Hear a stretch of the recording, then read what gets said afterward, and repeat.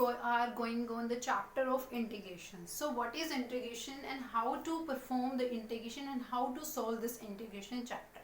So last chapter we discussed the integration and the reverse process is called integration.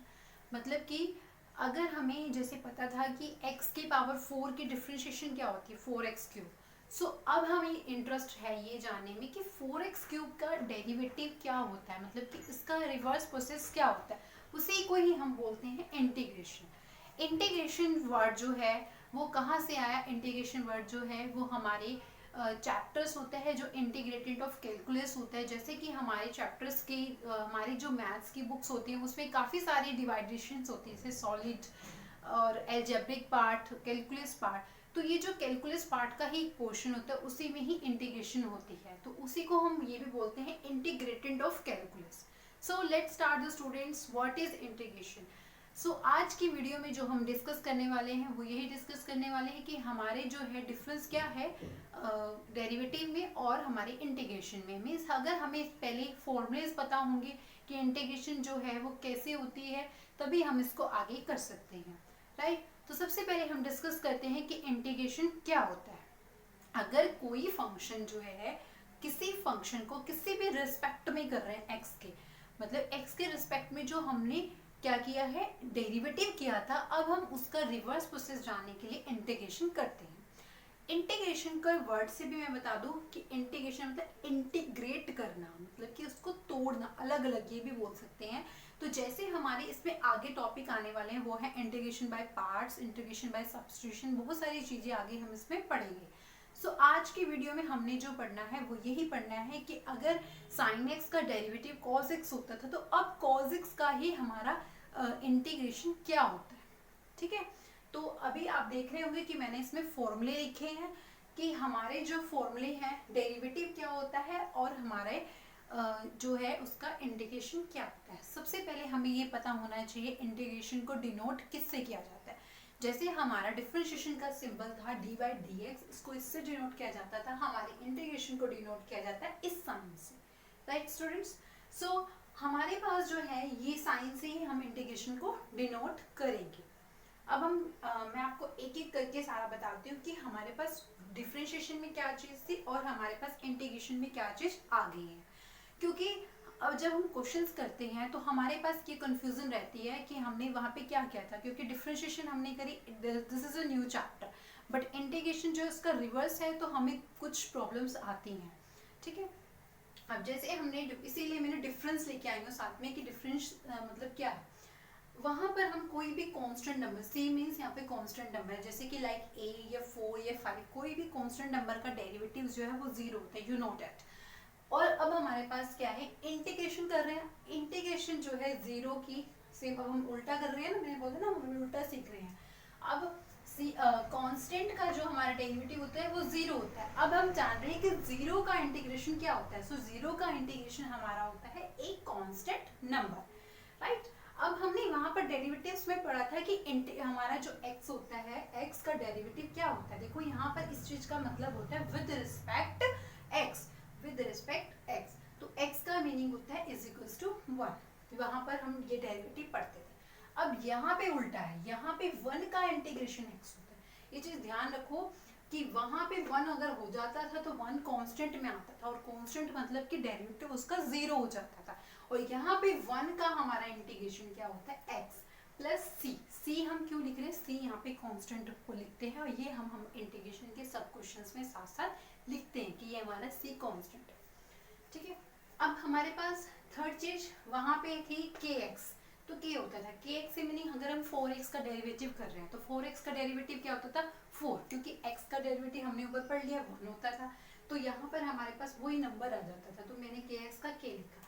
यहाँ पर उल्टा है, integration में क्या है, k का डिफरेंशिएशन x होता है. क्यों, देखो k का डिफरेंशिएशन x क्यों होता है, k का मतलब k बाहर ले लो, अंदर बचा 1 इंटू डी एक्स, और 1 का मैंने ऊपर बता दिया आपको कि क्या होता है, 1 का x होता है. सो हमारे पास k की जो इंटीग्रेशन होती है वो होती है kx. सो जो हमारे पास हमने नेक्स्ट वहां पर वो चीज पढ़ते थे कि अगर x की पावर n प्लस 1 है तो क्या होता था, n+1 आगे आ गया, राइट, यहाँ पे बचेगा x की पावर n, यही होता था, n+1 आगे आ गया तो n+1 - 1, तो ये 1 से 1 कैंसिल ही हो जाता था, तो बचता था हमारे पास xn, जैसे यहाँ पे n+1 था तो मैंने ये भी ले लिया, ये कट गया तो मेरा xn बचा। तो यहाँ पर इस चीज का उल्टा क्या बनेगा, xn का डेरिवेटिव।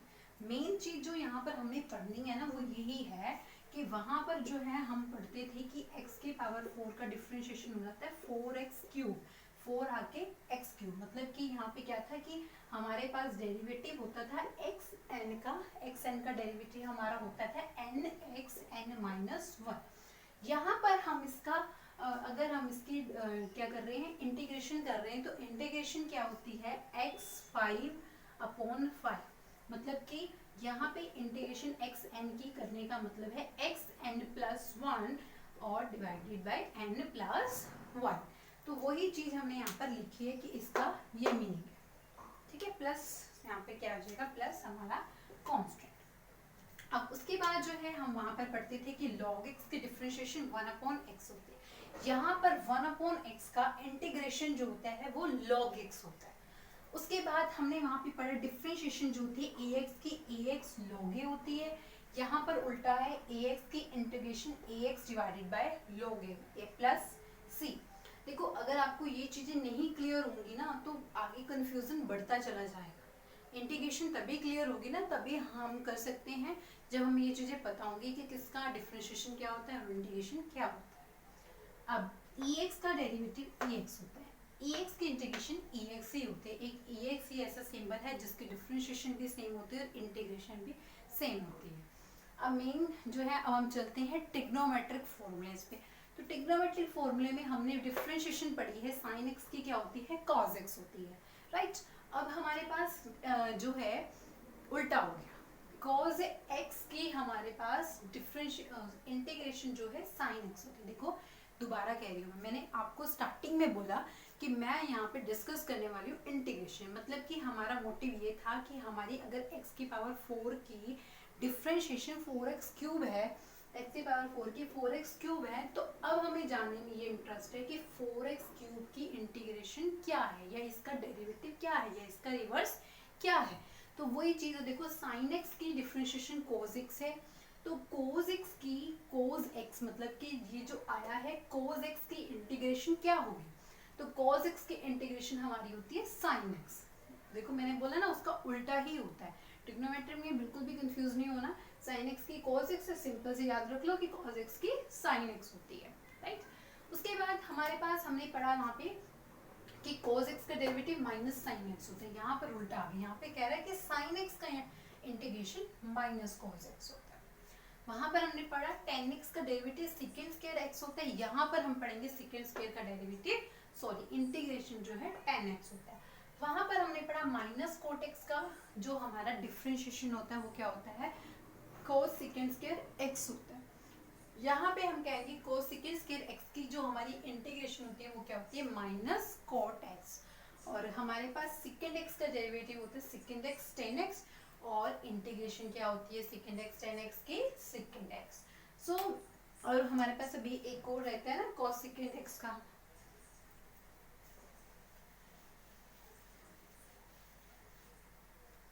हमारे पास cos सेकंड x का डेरिवेटिव क्या होता है, cos सेकंड x का होता है minus cos second x cot x, right. अब हम इसकी इंटीग्रेशन जानते हैं, तो cos second x cot x की इंटीग्रेशन हमारी होती है minus cos second x plus constant, right. तो ये चीज जो है हमारी फॉर्मूले हैं, इसको बहुत अच्छे से समझ लो, तभी चैप्टर्स आगे समझ आएगा, तभी आपको ये चीजें क्लियर होंगी, ठीक है। क्योंकि हमें पता होना चाहिए, मैंने इसीलिए एक डिफरेंस के तौर पे ये मैंने वीडियो बनाया है, क्योंकि हमें पता होना चाहिए कि हमारा डिफरेंशिएशन क्या होता है और इंटीग्रेशन उसमें क्या होता है, राइट। अगर हमें यही नहीं पता होगा कि अगर x के log x 1/x होता है, अब कंफ्यूज हो जाओगे, अब मैं आपको डायरेक्ट बता दूं कि 1/x की जो इंटीग्रेशन है log x होती है, तो आपको क्लियर नहीं होगा। इसीलिए मैंने आपको बताया कि इंटीग्रेशन कैसे बनी थी।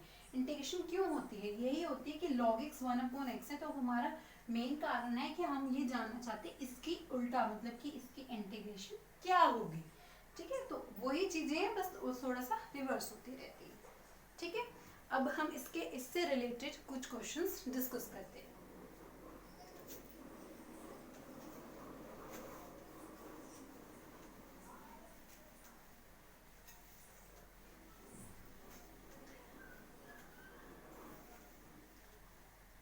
सपोज आपके पास कोई भी क्वेश्चन है, आप ले सकते हो, लाइक हम ऐसे उठा सकते हैं EAX प्लस बी, राइट।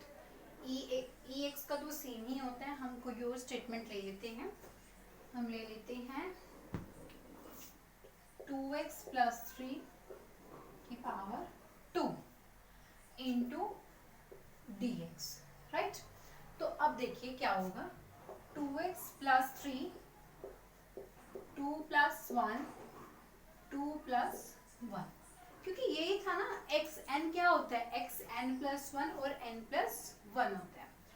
तो अब हमारे पास क्या आएगा, 2x प्लस 3 और यहाँ पे आएगा 3। ये ध्यान रखना कि और हाँ, जैसे वहां पर करते थे यहाँ पर भी हम अंदर वाले फंक्शन के करेंगे। बस एक चीज जरूर पता होनी चाहिए कि साथ में यहाँ पे ये c लगना है। c यहाँ पे जो है वो कांस्टेंट को रिप्रेजेंट करता है। c जो है हमारा कांस्टेंट को रिप्रेजेंट करता है कि हमारे कांस्टेंट क्या है। ठीक है, मैंने आपको बताया कि इंटीग्रेशन जो वर्ड है वो कहाँ से उठाया गया है, हमारे कैलकुलस से उठाया गया है। कैलकुलस मैथ होता है एक हमारा, वहां से उठाया गया है। ठीक है, तो ये चीज मतलब कि अब हम कैसे सॉल्व करते हैं वो हम देख रहे हैं।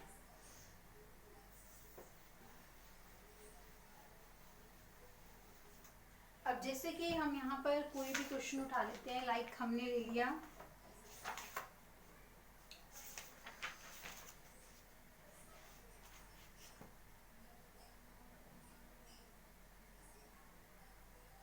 हम सिंपल सी चीज, क्योंकि नहीं मैं लेना चाहती, राइट। हाँ, जैसे कि ये क्वेश्चन है हमारे पास,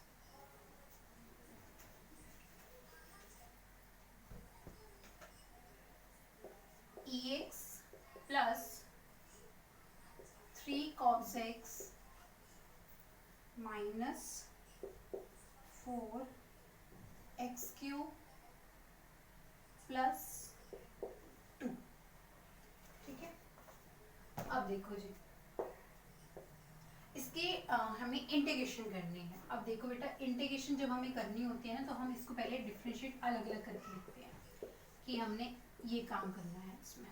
ठीक है, जैसे -4x³ प्लस 2, अभी हमारा होगा, सबके साथ dx भी लिख देना। EX का हमने पता है कि EX से ही होगा, प्लस cos x की इंटीग्रेशन मैंने बताई थी क्या होती है, sin x, तो यहाँ पे आ जाएगा sin x। ये चीज पढ़ी थी ना हमने cos x की, sin x -4x³ का हमारा होता है x4/x4 प्लस 2x, 1 की हमारी इंटीग्रेशन होती है x। तो बस यहाँ से हमने सिंपल, ये जैसे कट हो रहा है हम इसको कट कर सकते, यहाँ पर ये कट नहीं होगा, x4/4, यहाँ पे ये आएगा 4 से 4 कट होगा, तो EX plus 3 sin x minus x4 plus 2x और प्लस c, तो ये इसका डेरिवेटिव। ठीक है, तो आज की वीडियो अब हम यहीं पर स्टॉप करते हैं। आज की वीडियो में मेन जो हमारा टॉपिक था वो यही था, fundamental integration of formula. I hope you have to understand this. If you have any doubt then you can comment to me and ask me. Thank you students.